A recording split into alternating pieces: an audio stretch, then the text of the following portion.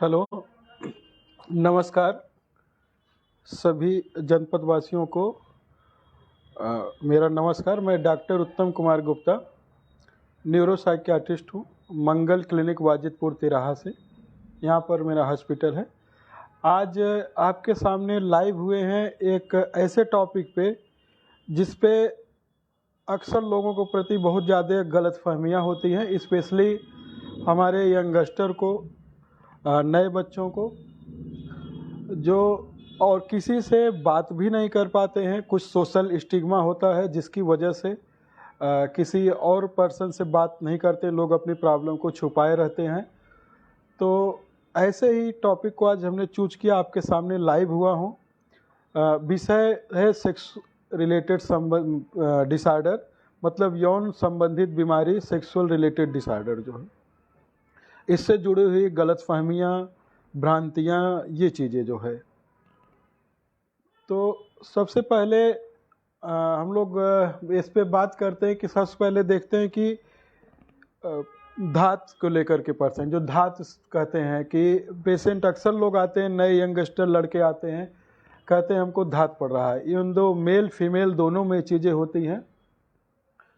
तो फीमेल्स को ये समझिए कि फीमेल्स का जो जेनाइटल पार्ट है, जो इस तरह से उसकी बनावट होती है, उसमें कुछ न कुछ सेक्रीशंस और डिस्चार्ज होते रहते हैं जो नॉर्मल हैं। अक्सर पर डे हो सकता है, 2-4 दिनों में होता है। तो ये नॉर्मल फिनोमिना है, नॉर्मल फिजियोलॉजी आप कह सकते हैं। तो थोड़ा बहुत डिस्चार्ज जो है फीमेल्स में होता रहता है।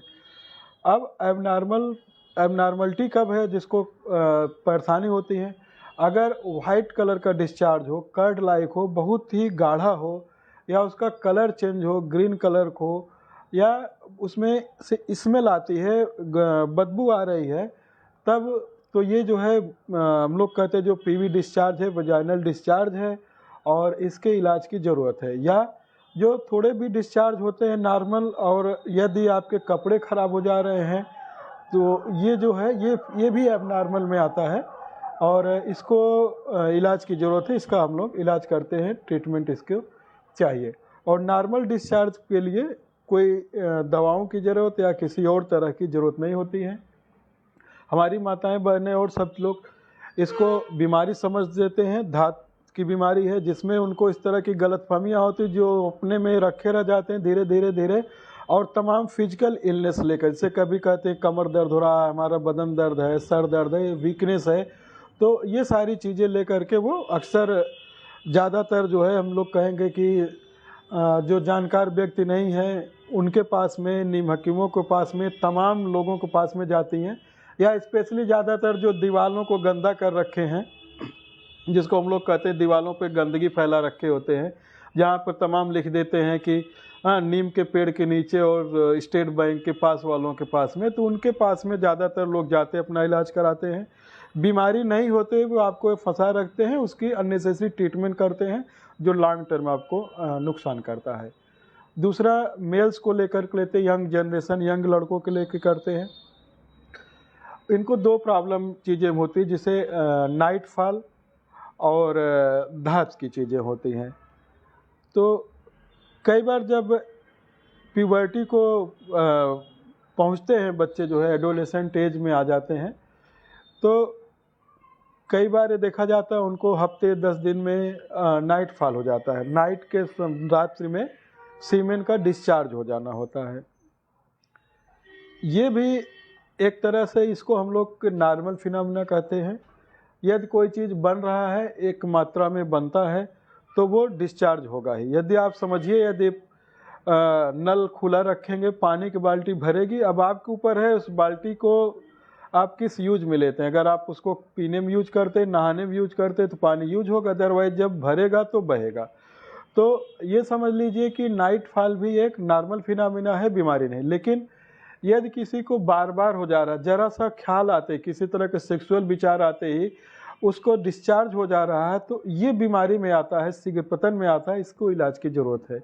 या पर डे एक रात में कई बार हो जा रहे हैं, तो इसका इलाज की ज़रूरत है। इसी चीज़ को कई बार बच्चे धात कहते हैं, धात सिंड्रोम्स कहते हैं। तो ये लोग जो है किसी से इसके बारे में डिस्कस नहीं करते हैं, नीम हम क्योंकि हकीमों में पड़ जाते हैं, अपने पेरेंट्स से भी इसके बारे में डिस्कस नहीं करते हैं, तो ग्रेजुअली धीरे धीरे सोच में जाते जाते वो डिप्रेशन में चले जाते हैं।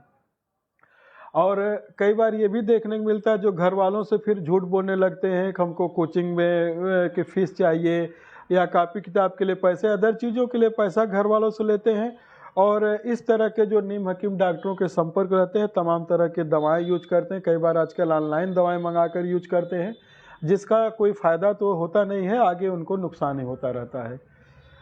और धात जो कहते हैं कि सुबह शाम या लैट्रिन करते समय या पेशाब के समय में कई बार निकल जाता है, ये देखा जाता है मैरिड पर्सन में भी मिलता है, यंगस्टर्स में भी मिलता है, अनमैरिड बच्चों में मिलता है। इसका कारण ये क्या है कि मेल्स में, आदमी लोगों में जो पैसेज होता है सीमेन का और यूरिन का, वो पाइपलाइन जिसको हम लोग कहेंगे कि जो एक ही होता है, तो कई बार जैसे सीमेन सेक्स करने के बाद भी कहीं वहाँ पे रह जाता है, कहीं आसपास में कुछ 1 ड्रॉप 2 ड्रॉप, तो वो कई बार पेशाब करने के पहले जो है निकल जाता है, तो जिससे लोग परेशान हो जाते हैं, कहते हैं हमको धात पड़ रहा है। या ये देखा जाता है कि जिनको कॉन्स्टिपेशन होता है, बहुत ज़्यादा कॉन्स्टिपेशन होता है, तो वो लैट्रिन टाइट होता है, तो जब वो रास्ते से निकलता है तो एक वो प्रेशर डालता है प्रोस्टेट और इन जगह पे जो घर्षण होता है, तो जैसे एक तरह से जो हस्तमैथुन करते हैं, मास्टरबेशन करते हैं, उसी तरह की वहाँ पे प्रक्रिया होती है, और कुछ ड्रॉप्स, कुछ बूंद जो है सीमेन जो है लैट्रिन करने के बाद निकल जाता है। तो ये भी एक तरह से नॉर्मल चीज़ें हैं। इसमें भी हम लोग अगर देखते हैं, अगर कॉन्स्टिपेशन उसका ट्रीटमेंट करते हैं, कुछ अदर काजेज अगर होते हैं तो उनका ट्रीटमेंट हम लोग करते हैं। तीसरी गलतफहमियाँ होती हैं बहुत ज़्यादा जो साइज को लेकर के, और कहते हैं कि जो है हस्तमैथुन या मास्टरबेशन को लेकर के। तो मास्टरबेशन भी एक नॉर्मल और नेचुरल प्रक्रिया है, जो लगभग हम लोग कहें कि 99% लोग करते हैं, जिससे कोई प्रॉब्लम नहीं होती है। जो दीवारों पर लिख देते हैं कि हस्तमैथुन करने से लिंग का टेढ़ापन हो गया है, उसमें ताकत नहीं रह गई है, तो शीघ्रपतन होने लगा, तो ये सारा चीज़ें, ये भी वही जो दीवार गंदा करने वाली बीमारी है, गंदगी कही है, जो बचपन से हम लोग देखते आते हैं, उससे ये चीज़ें बनता है। तो हस्तमैथुन या मास्टरबेशन भी बीमारी में आता है, जिसको ट्रीटमेंट की ज़रूरत पड़ती है, या ऑब्सेशन हो जाता है, जिसको कहते हैं कि एकदम से आपकी आदत बन जाती है मास्टरबेशन की, जिसको कंट्रोल नहीं कर पाते, रोक नहीं पाते हैं, और कई बार एक दिन में कई बार कर रहे हैं, तो ये जो है ऑब्सेशन में आता है मास्टरबेशन, इस टाइप का ये बीमारी में आता है। नेचुरल है, अगर हफ्ते 10 दिन में कोई कर रहा है तो ये बीमारी में नहीं आता, इससे कोई नुकसान नहीं होता, ना किसी तरह का लिंग टेढ़ा होता है, ना पतला होता है, ना ही कोई प्रॉब्लम करता है।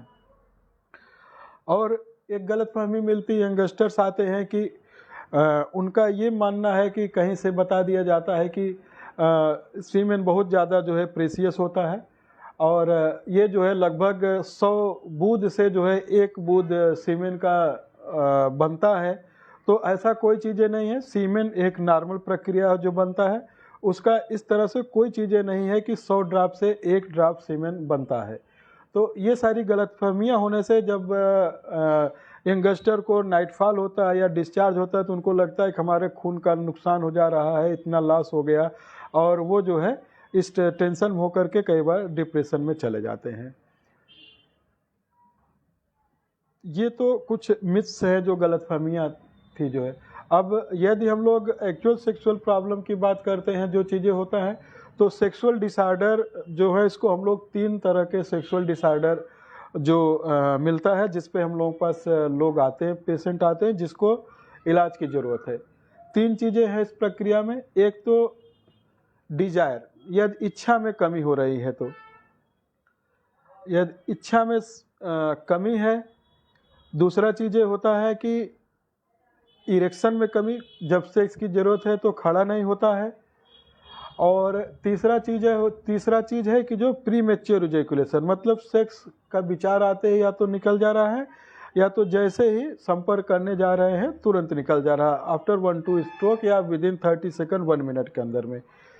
यदि ये प्रक्रिया 2 मिनट उसके ऊपर चल रही है, तो इसको हम लोग जो है प्रीमेच्योर इजैकुलेशन में नहीं रखते हैं, मतलब शीघ्र पतन की श्रेणी में नहीं आता है। और इरेक्शन नहीं हो रहा तो उसका भी ट्रीटमेंट ज़रूरत होती है। और कई बार जो है डिज़ायर नहीं होती, इच्छा में कमी होती है, तो उसमें भी होता है। इसके कारण में यदि हम लोग जाएँ देखते हैं तो कई तरह के कारण मिलते हैं।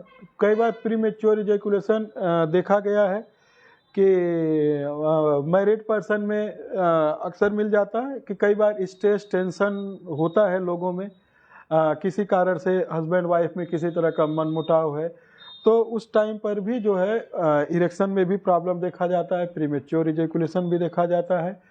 और कई बार यंगस्टर में जहाँ पर ये होता है कि सेफ प्लेसेज नहीं होता है, कई बार पकड़े जाने का भय रहता है, कहीं पे डर सा बना रहता है कि जल्दबाजी रहती है, तो वहाँ पर भी देखा गया है कि दोनों तरह की प्रॉब्लम मिल जाती, इरेक्टाइल का भी, ईडी भी जिसको हम लोग कहते हैं, और प्रीमेच्योर का भी मिलता है।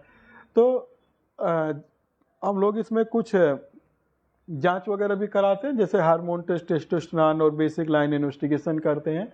अगर कुछ उस तरह का कमियां मिलती हैं तो उसका इलाज किया जाता है, उसको ट्रीट किया जाता है और उस हिसाब से इनका ट्रीटमेंट करते हैं। और चीज़ें देखा जाता है कि किन लोगों में प्रॉब्लम मिलती हैं, जो स्ट्रेस टेंशन ये कारण हो गया, कई बार डिप्रेशन एंजाइटी की वजह से भी, और कुछ दवाएं जो होती, कुछ एंटी हाइपरटेंसिव मेडिसिन्स हैं, कुछ गैस्ट्रिक की मेडिसिन हैं जो लोग लगातार खाते रहते हैं, और कुछ और भी मेडिसिन होती है जिसकी वजह से भी जो है इरेक्टाइल डिस्फंक्शन और प्रीमेच्योर की प्रॉब्लम आती है। कई बार देखा जाता है कि एल्कोहलिक पर्सन में जो लोग बहुत ज़्यादा एल्कोहल का कंजम्पशन करते हैं, तो एल्कोहल कंजम्पशन भी आपके परफॉर्मेंस को डिक्रीज करता है।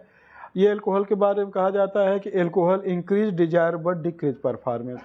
तो एल्कोहल की वजह से भी जो है सेक्सुअल प्रॉब्लम आती है, प्रीमेच्योर इजैकुलेशन, इरेक्टाइल की प्रॉब्लम आती है। तो ऐसे लोगों को कई बार देखा जाता है, तो ऐसे लोग जो है सस्पिशियसनेस करने लगते हैं वाइफ के प्रति भी, कि उनको लगता है कि कहीं और उनके संबंध है। तो ये सारी चीज़ें जो है देखी जाती है। कमेंट नहीं है तो ये सारा चीज़ें देखा जाता है। चूँकि ये टॉपिक किस तरह के हैं, अभी भी बहुत सारी गलतफहमियां हैं लोगों को, इसीलिए हमने आज ये टॉपिक को चूज किया है। यदि आप लाइव है देख रहे हैं, तो यदि आप लाइव कुछ चीज़ें पूछना चाहते हैं तो आप पूछ सकते हैं, उनका समाधान, उनका उत्तर अभी दिया जाएगा। और यदि आप लाइव में नहीं पूछना चाहते हैं तो आप बाद में भी कमेंट बॉक्स में जाके कमेंट कर सकते हैं, इनबॉक्स में मैसेज कर सकते हैं। आपको हम और हमारी टीम जो भी इसको देखेंगे, आपको उसका प्रॉपर आपका समाधान किया जाएगा, आपको उसका प्रॉपर उसका उत्तर दिया जाएगा। जो भी सेक्स और सेक्स रिलेटेड चीज़ों में गलतफहमियां होती हैं या आपको कोई प्रॉब्लम है, तो उसे आप हमको निसंकोच आप उसको अपने विचारों को रख सकते हैं, जानकारी के लिए आप बता सकते हैं। हम लोग उसको जैसे ही आपको मैसेज देखेंगे तो आपको उसके बारे में उसका उत्तर आपको दिया जाएगा, कोशिश किया जाएगा आपकी समस्या का समाधान किया जाए।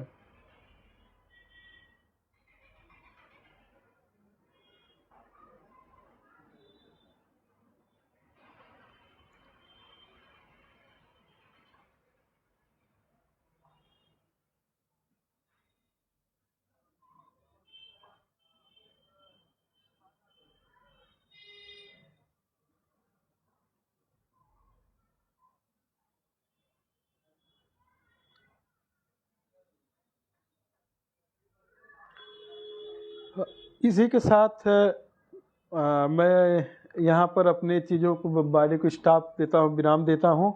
और इसी आशा के साथ आप इसको देखिए, और जो गलतफहमी होती है इसको आप समझिए। जो आपके सहपाठी हैं, इष्ट मित्र हैं, बच्चे भी हैं, आप उनसे सेक्स के बारे में, इसके बारे में बात करिए, जो गलतफहमी उसको दूर करिए। और यदि इसके बाद भी कोई चीज़ें रहती हैं तो आप निसंकोच संपर्क कर सकते हैं, चाहे फेसबुक के माध्यम से, व्हाट्सएप के माध्यम से, मेल के माध्यम से। आपको उसका जवाब दिया जाएगा, आपका समाधान किया जाएगा, या तो आप आकर के हमारे हॉस्पिटल पे किसी भी समय मिल सकते हैं। ठीक है, नमस्कार।